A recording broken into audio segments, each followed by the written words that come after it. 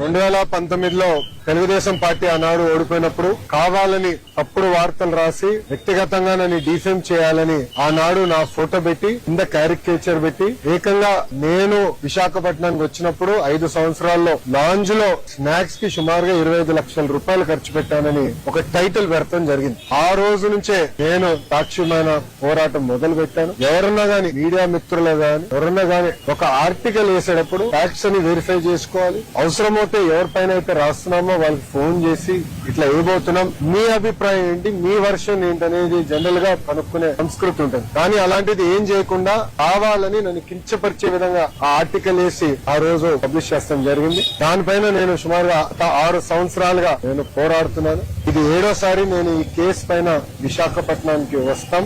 ఆ రోజు వీక్ అని వీక్లీ మ్యాగజైన్ కూడా ఆర్టికల్ వేస్తే నేను వాళ్ళకి నోటీస్ పంపించి ఆధారాలతో సహా, ఎందుకంటే ఏ డేట్స్ అయితే ఆర్టికల్ వేశారో ఆ రోజు నేను విశాఖపట్నంలో లేదని కూడా నేను నిరూపిస్తాం కూడా జరిగింది. అది తెలుసుకుని వాళ్ళు ఏకంగా రిజైండర్ వేసి క్షమాపణ కూడా కోరుతాం జరిగింది. నేను గతంలోనే చెప్పాను, 2014 నుంచి 19 కానివ్వండి, ఇప్పుడు కూడా అంటే గడిచిన 18 నెలలు కానివ్వండి, నేను విశాఖపట్నానికి వచ్చినప్పుడు ప్రభుత్వం నుంచి టికెట్ తీసుకోవట్లేదు, ప్రభుత్వ గెస్ట్ హౌస్ లో నేను ఉండట్లేదు. నేను వాడే వాహనాలు 2 వాహనాలు కూడా ప్రభుత్వ వాహనాలు కాదు. ఆ డీజిల్ ఖర్చు కూడా నాదే. నేను తాగే వాటర్ బాటిల్ గానీ చివరికి కాఫీ కూడా ఎయిర్పోర్ట్ లో లాంజ్ లో ఒక 5 నిమిషాలు నాయకులు మాట్లాడాలంటే లాంజ్ లో కాఫీ పౌడర్, వాటర్, చివరికి మగ్గు కూడా నాదే. ఎందుకంటే నాకు ఇది మా తల్లి నాకు నేర్పించిన సంస్కృతి.